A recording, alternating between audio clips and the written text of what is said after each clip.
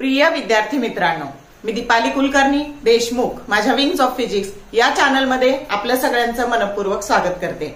आपण सीईटी 2026 साठी mission CET 2026 ही series बघतो आहोत। त्याचा आज 6वा भाग अपलोड होतो आहे आणि आज आपण बघणार आहे बघा वर्क एनर्जी थेरम याच्यावर आलेले न्यूमरिकल्स। आता वर्क एनर्जी थेरम ऍक्च्युअली तुमच्या लॉज ऑफ मोशन ह्या पण चॅप्टर मध्ये आहे 11वीच्या आणि 12वीच्या रोटेशनल डायनॅमिक्स मध्ये आपल्याला रोटेशनल कायनेटिक एनर्जीचा कन्सेप्ट आहे। मग त्याच्यात आपण असं शिकलेलो आहे की वर्क डन जे काही आहे ते चेंज इन कायनेटिक एनर्जीच्या स्वरूपात कन्व्हर्ट होतं आणि इथे आपल्याला आपली जी बॉडी आहे ती डिस्क असू द्या रिंग असू द्या, मग त्याला जर रोटेशनल मोशन असेल तर work done that is exactly equal to the change in rotational kinetic energy of the system। या कन्सेप्टवर आधारित 2004 ला एक प्रश्न आला होता। त्यावेळेस डिस्क विचारली होती आणि सेम तसाच प्रश्न थोडासा बदल करून 2022च्या सीईटीला विचारला होता। त्यावेळी बॉडी रिंग विचारली होती। मग डिस्क दिली काय रिंग दिली काय सोडवण्यात काहीच फरक पडत नाही आणि म्हणूनच आपण जुने पीवायक्यू बघतो आहोत की 2004 पासून 2025 पर्यंत कसे कसे प्रश्न आलेले आहेत आणि आपल्या अभ्यासाला त्याच्याने दिशा मिळणार आहे। बघा बाळांनो, सध्या इंजिनिअरिंगचे मेडिकलचे सगळेच ऍडमिशन सुरू आहेत आणि एक एक मार्काने खूप सारा फरक पडतो आहे। म्हणजे जर 1 मार्क असता तर सीओईपी मिळालं असतं, त्याला पीआयसीटी ला घ्यावं लागलं किंवा ब्रांच मध्ये काहीतरी ऍडजस्टमेंट करावी लागली, कम्प्युटर मिळालं नाही, मग दुसरी कुठली तरी ब्रांच घ्यावी लागली। पण हे सगळं कधी लक्षात येतं आपल्या वेळ निघून गेल्यावर। तर तसं करू नका, सुरुवातीपासूनच तुम्ही अभ्यास करावा म्हणून मी ही सिरीज सुरू केलेली आहे। तर रोज 4-5 प्रश्न करणं फार काही तुमच्या दृष्टीने अवघड नाही आणि त्यामुळे अभ्यासाला तुम्ही सुरुवात करावी। सीईटीच्या प्रश्नांचं स्वरूप तुमच्या लक्षात यावं म्हणून ही सिरीज आहे, त्याचा जरूर उपयोग करून घ्या। तर वेळ न घालवता आपण सुरू करू की जो प्रश्न सीईटी 2004 ला आलेला होता।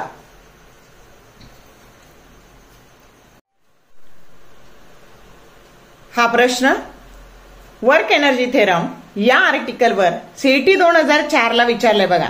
ए disc of moment of inertia 9.8 divided by pi square kilogram into meter square is rotating at 600 rpm. If the frequency of rotation changes from 600 rpm to 300 rpm, then what is the work done? Option A 1467 joule, option B 1452 joule, option C 1567 joule and option D 1632 joule। आता आधी आपण problem समजून घेऊ की काय दिलंय काय विचारलंय। तर आपल्याकडे एक अशी डिस्क आहे आणि ही जी डिस्क आहे तिचा moment of inertia 9.8 divided by pi square kilogram into metre square असा दिलेला आहे। इनिशियली ही जी डिस्क आहे हिची फ्रिक्वेन्सी जी काही आहे ती 600 आरपीएम आहे।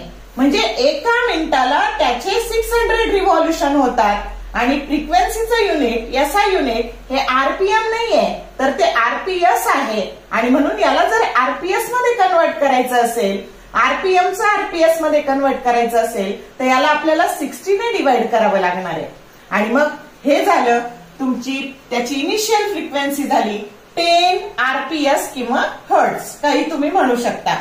आता त्या डिस्कची फ्रिक्वेन्सी 600 आरपीएम वरून 300 आरपीएम वर केली। मग आता ही परत म्हणजे N2 मग 300 ला परत 60 ने डिवाइड केलं तर 5 आरपीएस किंवा 5 हर्ट्झ ही फ्रिक्वेन्सी झाली आणि हे करताना त्या सगळ्या प्रोसेसमध्ये किती वर्क डन घडून आलं हे आपल्याला काढायचं आहे। समजला का प्रॉब्लेम तुम्हाला? मग आता बघा आपल्याला वर्क एनर्जी थेरम असं सांगतो की work done that is always stored in the change in kinetic energy. पण इथं रोटेशनल मोशन असल्यामुळं work done that is stored in the change in rotational kinetic energy. मग आता बघा याची इनिशियल कायनेटिक एनर्जी काय होती, तर ती होती हाफ आय ओमेगा 1 स्क्वेअर आणि फायनल काय होती तर हाफ आय ओमेगा 2 स्क्वेअर. मग आता ह्या ओमेगाची किंमत काय असते तर ओमेगा बरोबर 2 पाय एन असते आणि म्हणून हे वर्क डन आपल्याला काढायचंय हाफ आय 2 पाय n1 चा स्क्वेअर मायनस हाफ आय 2 पाय n2 चा स्क्वेअर.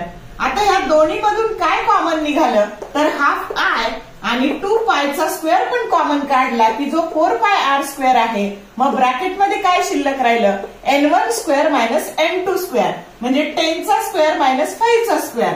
मग आता तो झाला बघा 100 मायनस 25 की जे आलं 75 आणि ह्या आय ची किंमत 9.8 डिवायडेड बाय पाय स्क्वेअर आपण सबस्टिट्यूट केली. मग हे पाय स्क्वेअर आणि हे पाय स्क्वेअर काय झालं कॅन्सल झालं. या 2 ने ह्या 4 ला डिवाइड केलं 2 झालं. शिल्लक फक्त काय राहिलं 9.8 इंटू 2 इंटू 75. आता याला जर तुम्ही मल्टिप्लाय केलं तर 9.8 इंटू 150. मग साधं लॉजिक लावायचं की 150 ची 10 पट त्याला थोडंसं कमी येणार आहे आणि म्हणून तुमचं उत्तर तुम्हाला गुणाकार न करता सुद्धा मिळू शकतं आणि ते येतं तुमचं वर्क डन येतं 1467 जूल की जो करेक्ट ऑप्शन ए आहे. आता 2022 ला डिस्क ऐवजी रिंग घेऊन पण हा प्रॉब्लेम विचारलेला आहे आणि म्हणून पद्धत हीच राहणार आहे. प्रॉब्लेम कसाही विचारू द्या म्हणूनच आपण ह्या 6व्या भागात ह्या टाईपचा प्रॉब्लेम घेतलेला आहे. आता हा प्रश्न सीईटी 2022 ला विचारलाय बघा. परत वर्क एनर्जी थेरमच वापरलेला आहे. A ring of moment of inertia 4.9 divided by pi square kilogram into metre square is rotating with 300 RPM. If frequency of rotating is reduced by 120 RPM, then the work done is option A 148 joule, B 157 joule, C 96 joule and D 115 joule. आता इथे एक problem मध्ये खोच दिलेली आहे बघा. तुम्हाला ही body आता मागच्या प्रॉब्लेम मध्ये डिस्क होती, आता रिंग आहे आणि तिचा moment of inertia 4.9 divided by pi square kilogram into metre square आहे. आता इनिशियली ही जेव्हा रोटेट होते तेव्हा हिची फ्रिक्वेन्सी 300 RPM दिलेली आहे.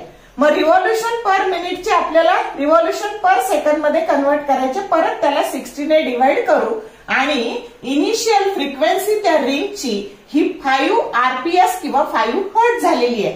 आता तुम्हाला फ्रिक्वेन्सी रेड्युस्ड बाय 120 असं म्हटलेलं आहे. मग 300 तून 120 तुम्ही वजा करायचे आणि मग येतात 180 RPM त्याला 60 ने डिवाइड करायचंय आणि मग येतात 3 RPS किंवा 3 हर्ट्झ फ्रिक्वेन्सी झाली आणि आता तुम्हाला वर्क डन काढायचं आहे. मग परत work done is stored in the form of change in rotational kinetic energy. मग रोटेशनल कायनेटिक एनर्जीचा फॉर्म्युला असतो half i omega 1 square minus half i omega 2 square. मग परत आय आपण कॉमन काढलं आणि हे आधी आपण ह्या ओमेगाची किंमत 2 पाय एन टाकली कारण फ्रिक्वेन्सी दिलेली आहे त्याला ओमेगात कन्वर्ट करायचं. मग इथे आपण आय कॉमन काढलं त्याच्यानंतर हे 2 पायचा स्क्वेअर 4 पाय स्क्वेअर आणि inside bracket n1 square minus n2 square. मग n1 आहे 5 चा स्क्वेअर हा झाला 25 आणि याचा 3 चा स्क्वेअर झाला 9. 25 मायनस 9 हे झाले 16. मग आता इथे हे पाय स्क्वेअर कॅन्सल झाले. 2 2 जा 4 म्हणजे 4.9 इंटू 2 इंटू 16 मग ते झाले 4.9 इंटू 32. तर तुमचं आन्सर येतं 156.8 जूल आणि अप्रॉक्स करून आपल्याला ऑप्शन दिलेला आहे 157 जूल की जो करेक्ट ऑप्शन बी आहे. तर अशा पद्धतीने वर्क एनर्जी थेरम वापरायचा आहे. मग बॉडी रिंग असू द्या बॉडी डिस्क असू द्या, पद्धत ही सेमच राहणार आहे. आणि इथे वाचताना नीट लक्षात घ्या, इथं तुमची फ्रिक्वेन्सी आहे त्या फ्रिक्वेन्सीपेक्षा 120 ने रेड्युस्ड झालेली आहे. इथं तुम्ही डायरेक्ट 120 जर घेतली तर तुमचं प्रॉब्लेम चुकणार आहे. म्हणजे कितीही काही असली परीक्षेत तरी प्रॉब्लेम नीट वाचला तरच आपलं उत्तर फायनल आन्सर बरोबर येणार आहे. समजलं का? तर बघा, मिशन सीईटी 2026च्या आजच्या भागात अतिशय छोटेसे 2 प्रॉब्लेम आपण घेतलेले वर्क एनर्जी थेरम वरचे. मग ते 11वीच्या लॉज ऑफ मोशन वर पण येऊ शकतात किंवा रोटेशनल डायनॅमिक्स वर पण येऊ शकतात. काही कन्सेप्ट बदलली तरी फार फरक पडत नाही. म्हणजे चॅप्टर बदलला तरी कन्सेप्ट मध्ये फार काही फरक पडत नाही. जर तुम्हाला व्हिडिओ आवडला, लाईक करा, शेअर करा. चॅनलला सबस्क्राईब केलं नसेल तर सबस्क्राईब करा, जेणेकरून येणाऱ्या व्हिडिओचे नोटिफिकेशन्स तुम्हाला मिळत जातील. आपली ही सिरीज वर्षभर कंटिन्यू सुरू राहणार आहे. सीईटीच्या अभ्यासाला आता 4च महिने शिल्लक राहिलेले आहे. जानेवारी एकदा सुरू झाला की तुमचं मग बोर्ड प्रॅक्टिकल परीक्षा, त्याच्यानंतर बोर्डचे पेपर, हे सगळं त्यातच वेळ जाणार आहे. आणि म्हणून आत्ता वेळ आहे तर रेग्युलरच्या अभ्यासाबरोबर सीईटीचा अभ्यास पण सुरू करा, म्हणजे तुम्हाला लोड येणार नाही. All the best for your study and thank you for watching this whole video.